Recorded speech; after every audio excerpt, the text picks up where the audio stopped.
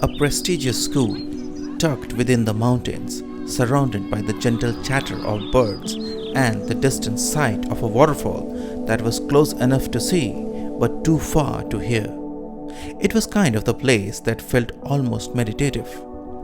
A setting so serene, it made me look forward to going to school every day.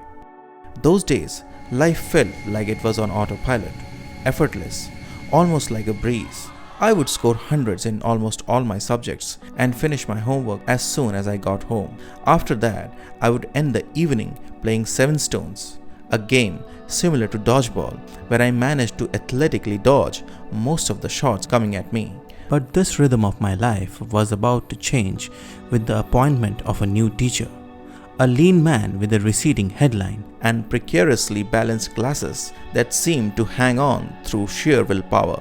Dressed in loose clothing, he gave off a rather nonchalant and unsuspecting vibe. After a brief introduction, he started asking questions to test our knowledge. He starts with the guy sitting next to me, and moments later, we see him searching for his glasses on the floor.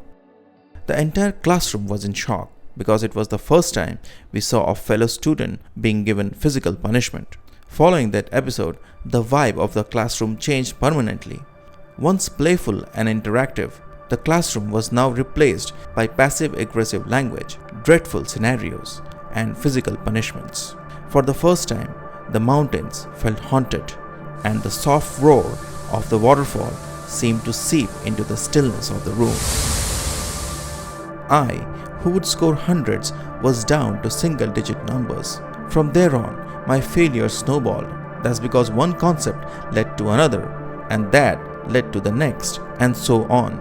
Years of constant comparison by my parents slowly overwhelmed me, leaving me feeling incompetent and empty inside.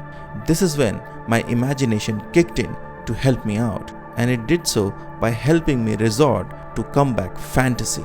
Comeback fantasy is a pattern where a person imagines a dramatic, redemptive turnaround in their life, often involving a fall from grace followed by a heroic rise that usually looks like this.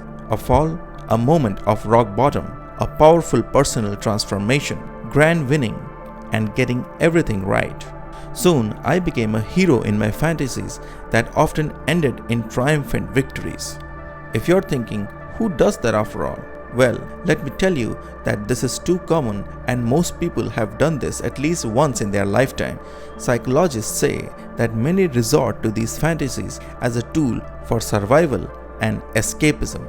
However, deep down we know that theatrical comebacks are rare, and that brings up the question: why do we accept comeback fantasies? Why do we imagine ourselves in a painful condition? And if we have the power to come out of them, why don't we do so? Let's delve into this problem to learn everything about comeback fantasy. Who knows, maybe we can save a few lives. The reason comeback fantasy makes an easy entry into our minds is due to pre-existing conditioning that we inherit from our popular culture. We cannot refute that we are all conditioned to appreciate the triumphant stories. The more extreme they are, the more popular they become. It goes all the way to the archetype of the knight in the shining armor and narratives on similar lines.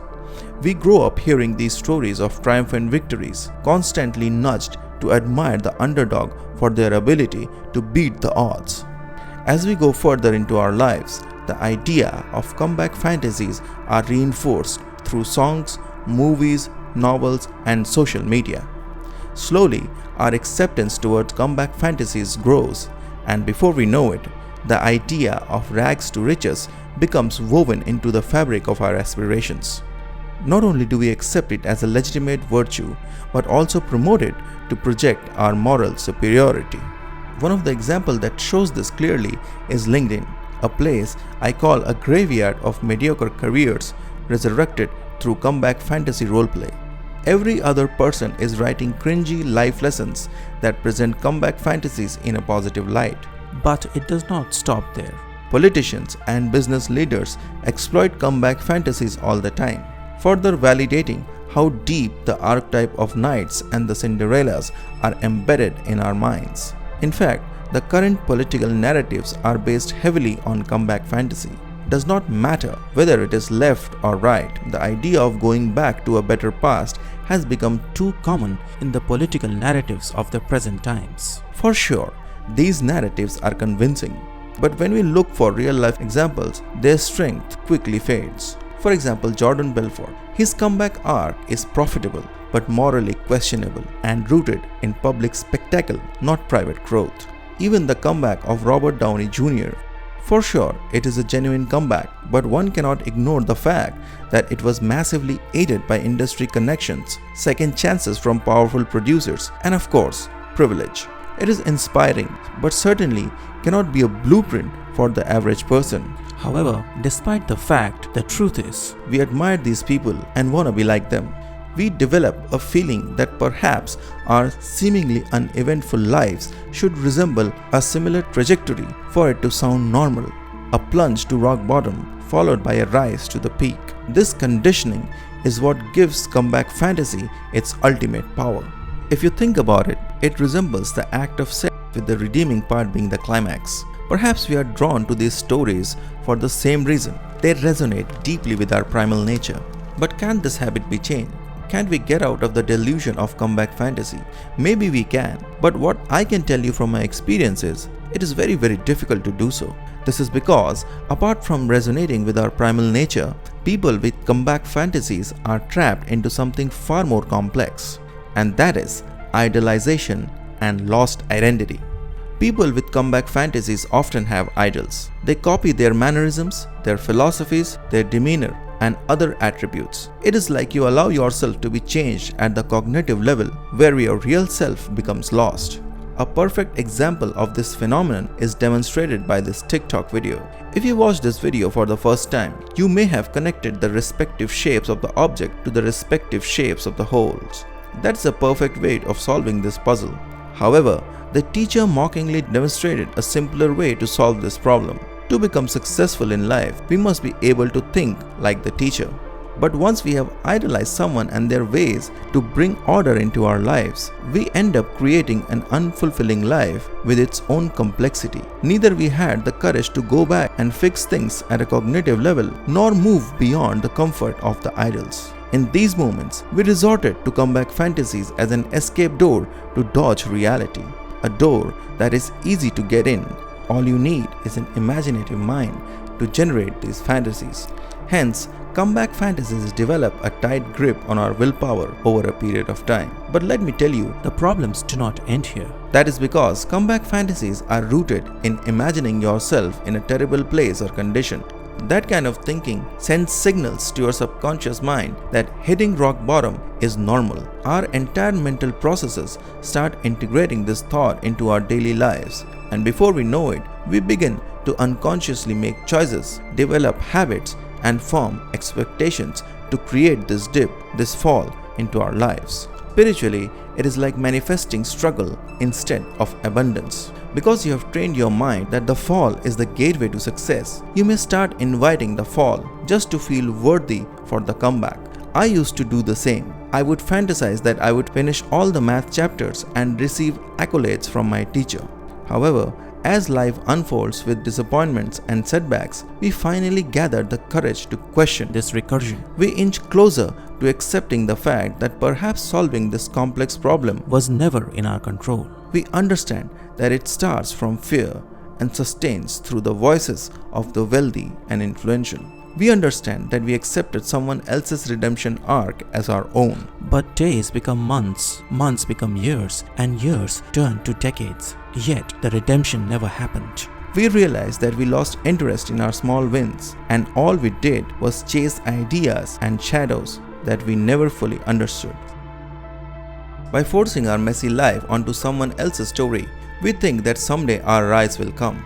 But that someday is just emotional procrastination disguised as hope. A hope that is buried deep in some form of theatrical redemption and drama. In these moments, it is obvious to ask, why me? In fact, I still ask this question to myself, why me? Of all people in the world, of all the possibilities, why did I cross the path with that teacher and not someone else? Why did I slip into that comfort? Why did I not look for other people who could save me from falling into this ditch? Perhaps it was a curse, or maybe even karma. I cannot tell. All I can do is to collect whatever I learned and keep moving forward with optimism. I like the fact that the teacher is not the ultimate authority unlike before. Authority in the current times is now democratized and distributed. Also, physical punishments in school are no longer a thing. But what worries me is that the fear propagated by Mr. Lean has now morphed into a psychological maze, one that is harder to escape. This is a global phenomenon. Back then, the fear was loud, visible, and external. Now it is quiet, subtle, and woven into the very structure of life through social media. It shows up as tight deadlines, silent comparisons, and performance metrics. The system doesn't need to punish you anymore. No one's hitting you, but you are still afraid to fail. It's almost like fear is invisible and harder to question in the current world. But despite that, it still holds power to trigger shame, guilt, and quietly push you into the spiral of comeback fantasies. Your responsibility is to stop these fantasies from getting through, and the way you do that is by convincing yourself that the real courage is not in making a comeback. Instead, it is accepting the fact that you are enough being yourself. You don't need a script or a grand failure just to earn the right to a victory.